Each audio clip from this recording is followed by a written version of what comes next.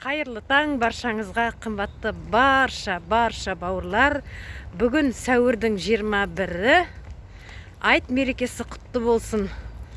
Менің каналыма тіркеліп, лайк басып, комментарий жазуды ұмытпаңыздар. Айт мерекесі құтты болсын баршаңызға. Еліміз аман болсын. Төбемізде көк байрағымыз әрқашанда желбіреп, елімізде бейбітшілік заман болсын.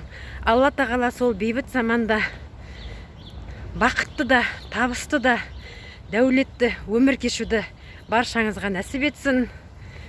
Алла тағала барлық тілеген тілектеріңізді қабыл етсін.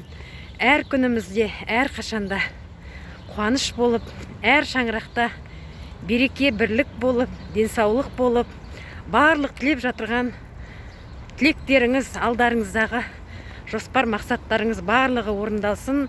Алла тағала әр адамның жүрегін қуанышқа толтырып, әр қашанда, әр таңда күліп оянып, барлық алдымыздағы барлық жоспарларымыз, армандарымыз орындалсын.